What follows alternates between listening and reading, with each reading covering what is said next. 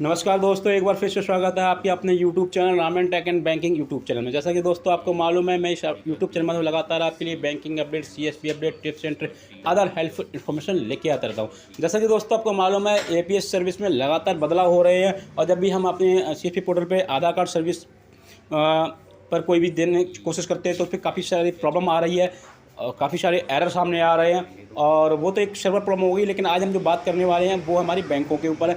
जैसे कि अपने पिछली वीडियो में आपको बताया कि इंडिया पोस्ट पेमेंट बैंक की जो सर्विस है वो हमारे सीएसपी पोर्टल से हटा दी गई है। जी हाँ, पहले जो इंडिया पोस्ट पेमेंट बैंक के कस्टमर हमारे यहाँ आते थे तो उनका मिनी स्टेटमेंट हो गया, बैलेंस इंक्वायरी हो गई, पैसे विड्रॉल करना हो गया, वो हमारे यहाँ से हो जाते थे। लेकिन जो सीएसपी पोर्टल से हो जाते थे, जिससे कि इंडिया पोस्ट पेमेंट बैंक के ग्राहकों को काफ़ी सारी सुविधाएं थी। लेकिन उसी क्रम में अभी और भी बैंकों का यहाँ पे इन्होंने जो अपने सीएसपी पोर्टल से एपीएस सर्विस से हटा दिया गया है, जिसमें कि सबसे पहले हमारी है एयरटेल पेमेंट बैंक। जी हाँ, अभी जो एयरटेल पेमेंट बैंक के कस्टमर हैं जो आधार कार्ड के द्वारा अपने सीएसपी पोर्टल पे जाके, जी हाँ, भारतीय स्टेट बैंक के ग्राहक सेवा केंद्र पर जाके अपना पैसा निकाल लेते थे या बैलेंस चेक कर लेते थे, वो अब वहाँ से नहीं निकाल पाएंगे।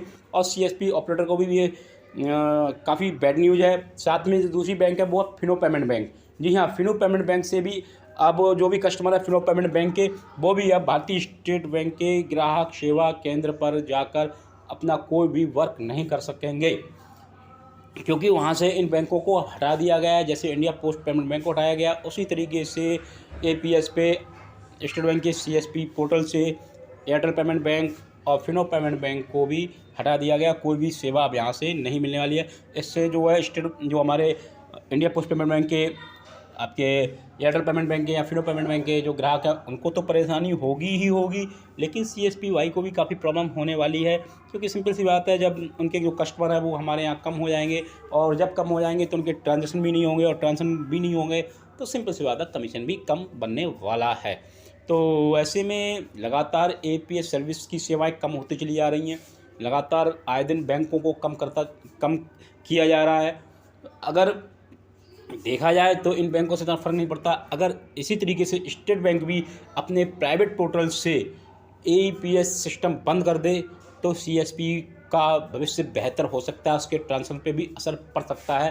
क्योंकि जब स्टेट बैंक का ग्राहक का पैसा कहीं से नहीं निकलेगा तो वो डायरेक्टली सीएसपी पोर्टल पे ही आना पड़ेगा उसे। लेकिन इस पर किसी भी बैंक एसबीआई का ध्यान नहीं है, जिससे कि सीएसपी को काफ़ी सारी परेशानियां हो रही हैं। तो एक ही छोटी सी जानकारी थी। जानकारी अगर आपको पसंद आई हो तो लाइक करें, कमेंट करें और ज़्यादा से ज़्यादा इस वीडियो को शेयर करें। Thanks for watch.